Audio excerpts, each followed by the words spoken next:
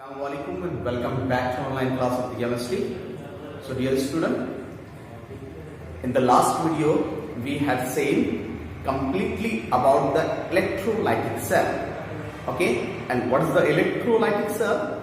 It is a device which convert electrical energy into chemical energy, and with the help of electricity we can complete the chemical reaction. यहाँ पर electricity दी जाती है ताकि chemical reaction हो.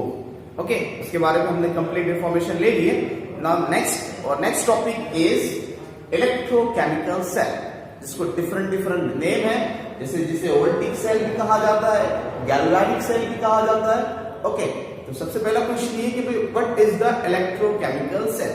तो electrochemical cell it is a device which convert chemical energy into electrical energy.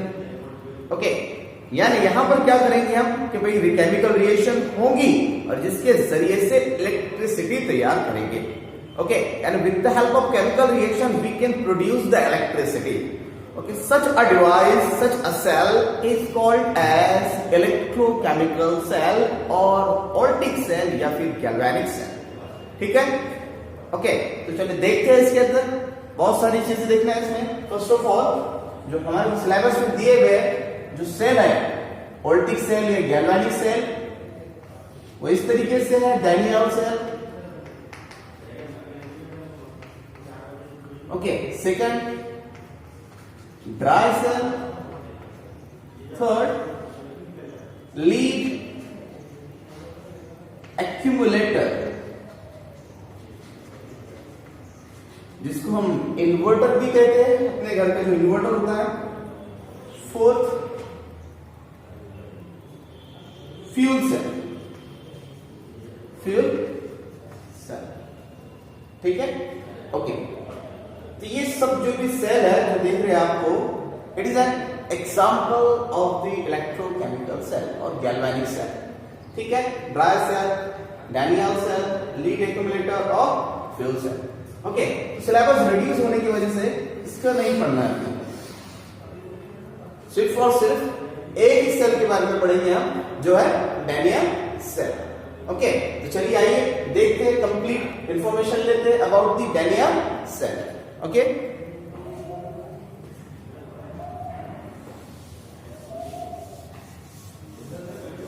तो कुछ की पॉइंट बताते हैं आपको, उसके हिसाब से याद रखना है. सबसे पहले तो फर्स्ट ऑफ ऑल डेफिनेशन कि भाई डैनियल सेल होता क्या है. So it is a primary reversible electrochemical cell. Okay, अब प्राइमरी सेल किसे कहेंगे हम कि भाई ऐसा सेल जो खुद ही इलेक्ट्रिसिटी प्रोड्यूस कर दे, यानी इसके अंदर इलेक्ट्रिसिटी प्रोड्यूस होती हो, वो सेल कहलाता है प्राइमरी सेल.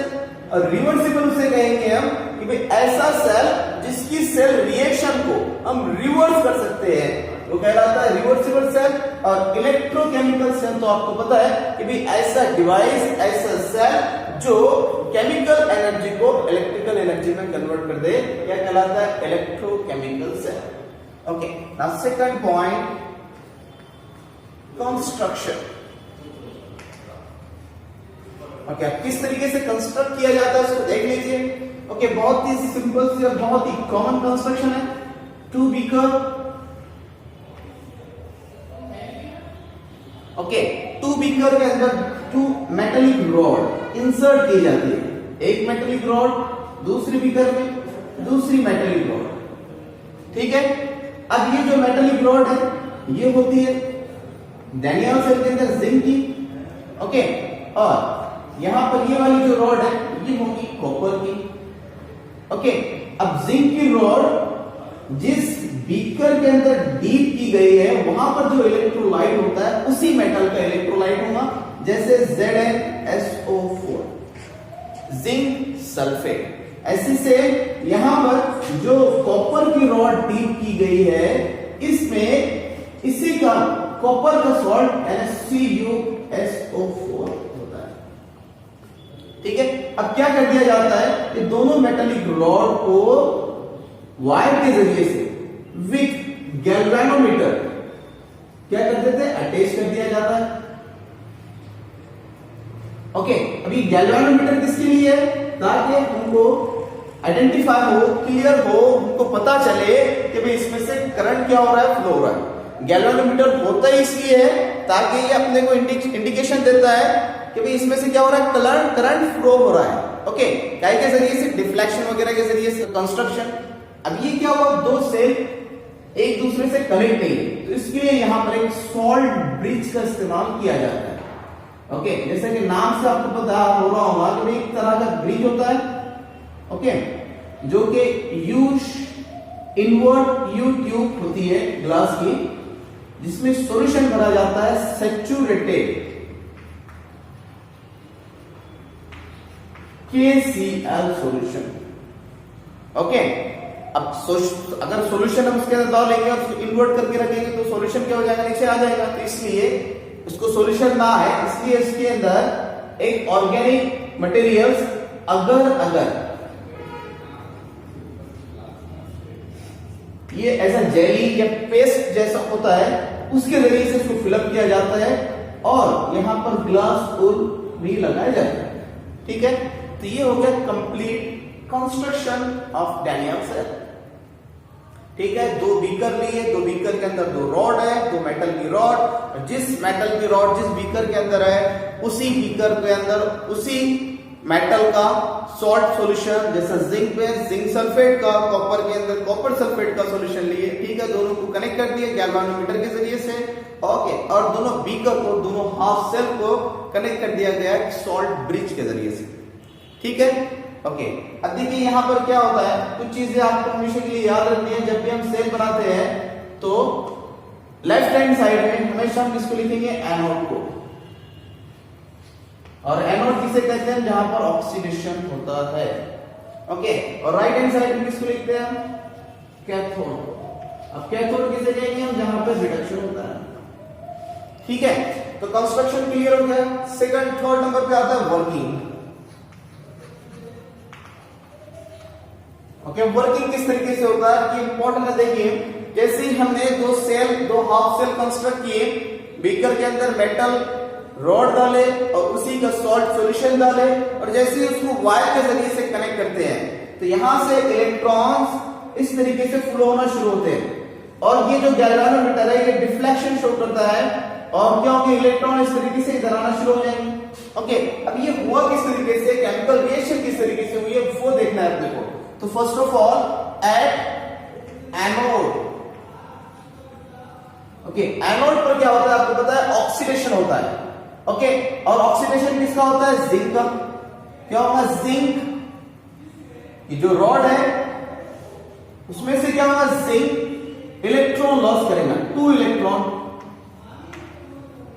तो जिसकी वजह से जिंक कटायन यानी 2 पॉजिटिव में कन्वर्ट होगा। ठीक है, ये हो गया। कहां पर रिएक्शन हुई है, एनोड पर, loss of electron, oxidation. Okay, अब इस तरीके से इलेक्ट्रॉन यहां से निकलते जा रहे हैं, अब कहां पर आ रहे हैं, कॉपर के पास। ओके, कॉपर की रॉड, अब कॉपर की रॉड क्या करेंगे, सॉल्यूशन के अंदर। आपको पता है जो सॉल्यूशन में CuSO4 है, ये इलेक्ट्रोलाइट है, डिकम्पोज होगा किस तरीके से, Cu2 positive plus SO4 2 negative. तो ये जो 2 पॉजिटिव सॉल्यूशन में है, ये वो इलेक्ट्रॉन गेन करेंगे, और इलेक्ट्रॉन गेन करना क्या कहलाता है, रिडक्शन। और रिडक्शन कहां पर हो रहा है, एट कैथोड। ओके, यहां पर क्या हो रहा है कि Cu2 पॉजिटिव जो सॉल्यूशन में है क्या कर रहे हैं, ट्वाइस इलेक्ट्रॉन गेन कर रहे हैं, और क्या में कन्वर्ट हो जा रहे हैं यहां पर Cu मेटल में। ठीक है, और ये क्या होते रहेंगे उसके ऊपर, डिपॉजिट। ओके, तो कैथोड पर और एनोड पर रिएक्शन इस तरीके से होगी। ओके, अब हम इनको क्या कर सकते हैं, कैथोड और एनोड की रिएक्शन को अगर हम कंबाइन कर ले तो ये हो जाती है नेट सेल रिएक्शन। ओके, मगर कंबाइन करने के लिए कंडीशन है, the loss of electron is always equal to the gain of electron. अगर ऐसा है तो ही हम इसको कंबाइन कर सकते हैं, और अगर ऐसा नहीं है तो पहले अपने को reactions, equation, loss of electron और लॉस गेन ऑफ इलेक्ट्रॉन को इक्वल करना होगा, उसके लिए हम मल्टीप्लाई वगैरह कर सकते हैं। ठीक है, तो इलेक्ट्रॉन इलेक्ट्रॉन कैंसल। अब क्या है यहाँ पर Zn यानी zinc plus Cu 2 positive, okay, gives Zn 2 positive plus Cu। और जो भी आयंस होते हैं वो एक्वियस फॉर्म में होंगे, और जो भी सॉलिड है, जो भी मेटल है वो कौन से फॉर्म में होंगे, सॉलिड फॉर्म में। तो जिंक पॉजिटिव आयंस है इसलिए एक्वियस फॉर्म में, और ये सॉलिड फॉर्म। तो ये कहलाती है net cell reactions. Clear? Okay, तो क्या हुआ यहाँ पे, रिडॉक्स रिएक्शन हुई। देख लीजिए, जिंक ने क्या करा, इलेक्ट्रॉन लॉस करे और कॉपर ने इलेक्ट्रॉन गेन करे। ओके, तो इलेक्ट्रॉन का लॉस और इलेक्ट्रॉन का गेन एक ही वक्त में क्या कहलाता है, रिडॉक्स रिएक्शन। ठीक है, तो इस तरीके से रिडॉक्स रिएक्शन। ओके, तो इस तरीके से वर्किंग होगा। वर्किंग क्या हुआ, किस तरीके से समझ में आया आपके, क्या हुआ, यहां से इलेक्ट्रॉन लॉस हुए। ओके, अब ये भी किस तरीके से हुआ कि भाई जिंक सल्फेट क्या होगा, सॉल्यूशन के अंदर डिकम्पोज हुआ होगा, Zn 2 पॉजिटिव और SO4 2 नेगेटिव। ओके, अब ये SO4 2 नेगेटिव है जो उस जिंक के मेटल के एक एक जिंक को क्या करेंगे, यहां से इलेक्ट्रॉन गेन करेंगे, उससे इलेक्ट्रॉन ओके अगली लाइन में कन्वर्ट हो जाएगा Zn 2 पॉजिटिव के अंदर, यानी ये सॉल्यूशन के अंदर कन्वर्ट होगा Zn 2 पॉजिटिव, और इलेक्ट्रॉन कहां जाएंगे, इस तरीके से इधर से निकलकर रॉड के जरिए से, वायर के जरिए से कैथोड के पास, और कैथोड से क्या होगा, इलेक्ट्रॉन गेन होंगे। ठीक है, तो इस तरीके से रिएक्शंस होती है, इस तरीके से वर्किंग होता है। और आपको पता होना चाहिए कि अगर एक बार इलेक्ट्रॉन ट्रांसफर हो गए, उसके अपोजिट डायरेक्शन में इलेक्ट्रिसिटी फ्लो होती है, और हमारा टारगेट भी यही था कि हम इससे इलेक्ट्रिसिटी तैयार कर ले। तो इलेक्ट्रॉन ट्रांसफर हुए मतलब इलेक्ट्रिसिटी तैयार हो गई। क्लियर? ओके, तो नेक्स्ट जो है फिर 4th नंबर पे, इसे सेल नोटेशन कहिए या सेल रिप्रेजेंटेशन कहिए। ओके, यहां पर लिख लेते हैं किस तरीके से रिप्रेजेंट किया जाता है। ओके, क्वेश्चन जो आने वाले आपको वो इसी पर आने वाले हैं। तो हो सकता है कभी कभी सेल रिएक्शन लिखी हुई होंगी तो आपको सेल का नोटेशन देना होगा, या सेल का नोटेशन होगा तो उसकी बेस पे रिएक्शन लिखनी होगी। ओके, तो देखिए इसको हम सेल को किस तरीके से रिप्रेजेंट करते हैं।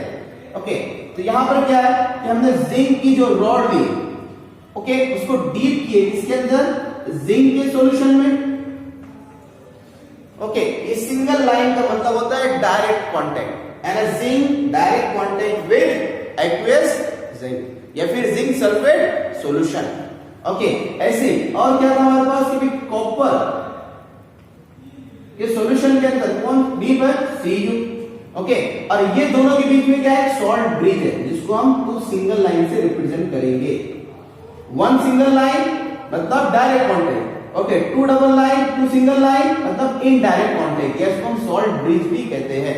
तो इस तरीके से सेल को रिप्रेजेंट किया जाता है। क्लियर? और हमेशा क्या होगा, लेफ्ट हैंड साइड पर किसको लिखेंगे हम, एनोड को, और राइट हैंड साइड पर किसको लिखेंगे हम, कैथोड को। क्लियर? ओके, अब यहां से क्या हो रहा है, इलेक्ट्रॉन इस तरीके से फ्लो हो रहे हैं, इधर इलेक्ट्रॉन क्या हो रहे हैं, फ्लो हो रहे हैं, तो उसके अपोजिट डायरेक्शन में क्या होगा, करंट फ्लो होगा। क्लियर? ओके, तो ये तो थी आपके लिए complete information about the gallium cell. Okay, और next topic is Nernst equation. बहुत ही इंपॉर्टेंट टॉपिक है, इसके ऊपर न्यूमेरिकल्स वगैरह आते हैं। ओके, तो first of all what is the nerves equation and what is the application of the nerves equation. Okay, तो इंपॉर्टेंट तो ये है कि भाई ये जो नर्व्स इक्वेशन है इसका यूज किया जाता है to calculate the cell potential. Okay, cell को वोल्टेज मालूम करने के लिए, सेल का पोटेंशियल मालूम करने के लिए इस इक्वेशन का इस्तेमाल किया जाता है। ओके, अब इसका हमको डेरिवेशन नहीं, डायरेक्ट नर्व्स इक्वेशन दी हुई है, इसको थोड़ा सिंप्लीफाई करना है। ओके, तो नर्व्स इक्वेशन होती क्या है। Okay, now to understand the Nernst equation we must be consider another example, an example for a chemical reaction. Consider AA plus BB gives the product CC plus DD. Okay, अब आपको यहां पर confuse नहीं करना है, small a small b, capital A capital B। यहां पर लिखने का तरीका है कि जो capital A B C D है ये रिएक्टेंट एंड प्रोडक्ट है। Okay, and small a b it is the quantity कही है या फिर stoichiometric coefficient for this reactor. Okay, and C and D, small c and small d is a stoichiometric coefficient for the product. Okay, अब इस reaction के ऊपर Nernst equation किस तरीके से अप्लाई की जाती है वो देखना है. ओके, तो नस्ट इक्वेशन होती क्या है? E cell and cell potential, okay, is equal to E naught cell and standard cell potential minus N minus RT upon NF. Okay, Ln concentration, Ln the concentration of product rise to power their stoichiometric coefficient. तो product क्या है यहाँ पे C and the concentration of D और इनका power लेंगे स्टोइचोमेट्रिक coefficient जो कि क्या है? Small c and small d upon the concentration of reactant.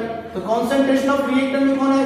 A and D और इनके कंसंट्रेशन के स्टोइचोमेट्रिक पावर क्या आ जाएगा इनका?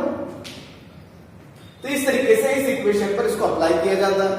अब थोड़ा हम इसको सिंपलीफाई कर लेंगे. ये जो Ln है नेचुरल लॉग है. अब नेचुरल लॉग में कभी प्रॉब्लम सॉल्व करते नहीं, लॉग टू द बेस 10 में करते हैं.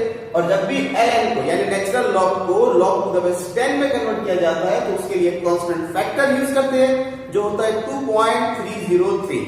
ओके, तो सिंपलीफाई करेंगे तो क्या हो जाएगा?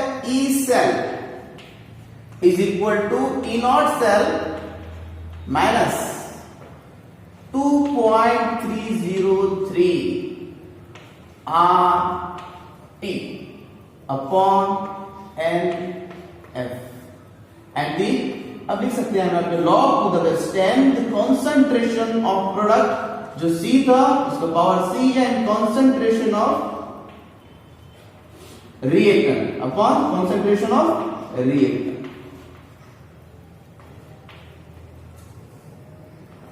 ओके, नाउ अगर हम ये जो वैल्यूज है इसकी वैल्यूज अगर हम यहां पुट अप करते हैं तो और भी सिंपलीफाई कर सकते हैं. आपको पता है R is nothing but it is a gaseous constant जिसकी वैल्यू 8.314 T. अगर हम यहां पर टेंपरेचर कंसीडर कर लेते हैं 25 डिग्री सेल्सियस या 298 केल्विन. ओके, और F की वैल्यू पता है आपको कल कितने होते हैं? 96500. अगर ये सारी वैल्यूज अगर हम यहां रखते हैं तो इक्वेशन इस तरीके से बन जाएगी. E cell is equal to E naught cell minus इनको सबको सॉल्व करने के बाद में 0.0591 ये आंसर आता है अपॉन ये n हमारे लिए अननोन था, नंबर ऑफ इलेक्ट्रॉन ये एज इट इज रहेंगे. Okay, now log to the base 10 the concentration of C raised to power C, the concentration of D raised to power D upon the concentration of A इसका power A and concentration of B raised to power B. Okay, इस तरीके से ये हमारी final Nernst equation. Okay, अगर consider कर लीजिए the concentration of reactant and product अगर 1 हो जाए, ओके, तो ये क्या हो जाएगा? E cell is equal to E naught cell. ठीक है? ओके, तो this is the last equation. अब इसको अप्लाई किस तरीके से करते हैं वो देखते हैं. ओके, कंसीडर कर लीजिए कि कोई एक भी एग्जांपल जिसमें रिडॉक्स रिएक्शन हो रही हो. ओके, चलिए देखते हैं यहां कैडमियम इस तरीके से दिया हुआ होगा. Cadmium direct contact with Cd2 positive, indirect contact with copper 2 positive, indirect contact with Cu. एक इस तरीके से सेल का नोटेशन दिया हुआ है और इस पर क्या करना है अपने को? दो तीन क्वेश्चन अलग अलग तरीके से देख लेते हैं. ओके, नोटेशन की बेस पर हम सेल रिएक्शन लिख सकते हैं. किस तरीके से सेल रिएक्शन लिखेंगे? आपको पता है कि लेफ्ट हैंड साइड में जो भी लिखा हुआ होता है क्या होता है? ऑक्सीडेशन होता है. राइट हैंड साइड में जो लिखा हुआ होता है क्या होता है? रिडक्शन होता है. ओके, तो एट एनोड, एनोड पे क्या हो रहा है? ऑक्सीडेशन. किस तरीके से हो रहा है कि Cd, ओके, कैडमियम क्या कर रहा है? इलेक्ट्रॉन लॉस कर रहा है. 2 इलेक्ट्रॉन लॉस करेगा तो क्या बनाएगा? Cd2 पॉजिटिव या फिर 2 times positive sign plus twice electron, loss of electron, oxidation. Now next at cathode. अगर हम कैथोड की बात करें तो कैथोड पे क्या हो रहा है? रिडक्शन. ओके, रिडक्शन मतलब गेन ऑफ इलेक्ट्रॉन किसका हो रहा है? कॉपर का. तो Cu plus twice electron gives Cu. Okay, तो loss of electron, gain of electron. कि इस तरीके से आप नोटेशन की बेस पे सेल रिएक्शन लिख सकते हैं और इनको कंबाइन कर सकते हैं। और कंबाइन कब होगा, कौन सी कंडीशन है, number of loss of electron is equal to the number of gain of electron. ठीक है, तो इसको इस तरीके से लिख सकते हैं कि CD plus Cu positive 2 times gives CD plus 2 positive हो जाएंगे क्योंकि इन्होंने इलेक्ट्रॉन लॉस करे और C। ओके, अब इस इक्वेशन के ऊपर, इस इक्वेशन पे हम किस तरीके से नॉर्थ इक्वेशन अप्लाई कर सकते हैं देख लीजिए।